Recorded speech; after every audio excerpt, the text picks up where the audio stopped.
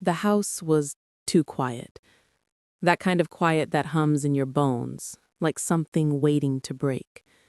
She was in the kitchen, phone on speaker, voice smooth, unguarded. Her mother's voice came through the line, muffled but sharp. Something about the baby, about how much she looked like her. Then my wife laughed. A sound I used to love. Yeah, well, the kid looks nothing like him, but he's too dumb to notice. Child support secured. A pause. Her mother chuckled. Ice crawled through my chest, slow and deliberate. I was standing behind the door, halfway between the hallway and hell. The air didn't move. My lungs didn't either. She went on, light and careless. He's such a pushover, Mom, always trying to please me. It's almost cute. My pulse didn't race. It slowed.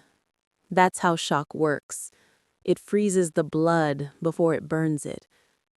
I didn't say a word, didn't open the door, didn't confront. Just turned, walked out the back. The night swallowed me whole. I sat in my car, engine off, her laughter echoing inside my skull. The world outside was normal. Porch lights, distant sirens, someone's dog barking at the dark. Inside, everything cracked quietly. We'd been together 6 years, married 3. The pregnancy had been a surprise. She cried when she told me. I believed every tear. Now I replayed everything. Her sudden coldness, her guarded phone, the way she always deflected when I said the baby had my eyes, her smile, strained, her words rehearsed. Maybe I'd ignored it because I wanted peace, because love can turn into habit, and habit makes you blind. I looked at the photo of the baby clipped to my visor. A small face, brown eyes, a smile that wasn't mine. I told myself I needed proof. Not emotion, evidence. Emotion clouds the kill. Proof sharpens it. So, I called the lab, ordered a test, quietly, swabbed the inside of the baby's cheek while she was in the shower, labeled the envelope, dropped it off at 2 a.m., and then I waited. Days passed in slow motion. I played the part. Husband, father, fool. She asked why I seemed distant. I said work. She kissed me with the same mouth that told her mother I was an idiot, and I let her. At night, I stared at the ceiling and counted her lies. The way she started sleeping with her phone under the pillow. The way she flinched when I mentioned the baby's nose. The way she smiled too wide when I said I loved her. I stopped looking for warmth. I started looking for patterns. People reveal themselves in the details. Guilt leaks out through casual words. She slipped once, said, "He has his father's laugh," then froze. I didn't ask who his father was. Didn't need to. I'd already called an attorney. Quiet man, efficient. Asked few questions. He said he'd handle everything once the test came back. That week, I began sleeping in the guest room. Told her it was my back. She didn't argue. Maybe she was relieved. Maybe she thought her plan had worked.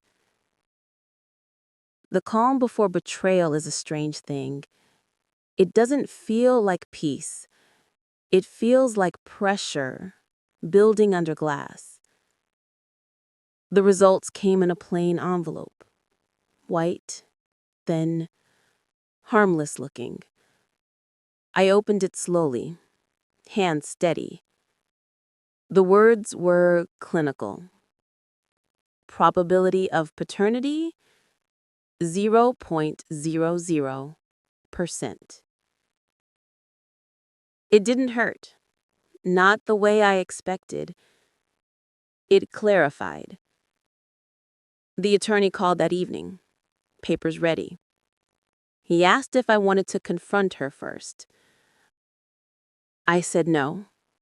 I wanted her to feel uncertainty first. The kind that eats at the edges before the truth devours the center. Next morning, I drove to her Pilates studio, handed the envelope to a courier, told him to deliver it to her personally. I parked across the street, watched through the glass as she opened it. Her hands trembled. Her face changed in stages. Confusion, realization, panic. The instructor froze mid-step. Clients looked away. Then she bolted for the door, phone in hand. She called me. I didn't answer. That night she came home, eyes red, mascara streaked, held the papers like a flag of surrender. She whispered, "You misunderstood. I was joking with my mom. You know how she is." I let her talk. Watched the fear shape her sentences. Then I slid the DNA report across the table. Said nothing. Her words died. Her lips parted, but no sound came out. Finally, she whispered, You tested him?" I nodded once. She started to cry. Real tears this time. The kind that come too late to matter. "I can explain." I leaned forward. "You already did," I said softly, on speaker. Silence filled the room. She collapsed into herself, sobbing into her hands. I stood, walked to the door. She followed, begging, promising, bargaining. I didn't look back. Revenge isn't rage, it's control, and I'd reclaimed every piece of it. I drove until morning, didn't need a destination, just distance. The sun rose pale and indifferent, the kind of light that exposes everything, even the lies you've already burned. Somewhere between silence and freedom, I realized something simple. She hadn't just betrayed me, she'd freed me. The papers were filed, the test was final. Her voice was gone from my head. What remained was clarity, cold, clean. Love ends quietly, not with screams, with truth. I checked my phone one last time. Dozens of missed calls, messages I didn't open. Then I deleted her name. Watched it vanish from the screen like a stain finally scrubbed away. I didn't smile. Didn't need to. Some victories are silent. Mine was absolute.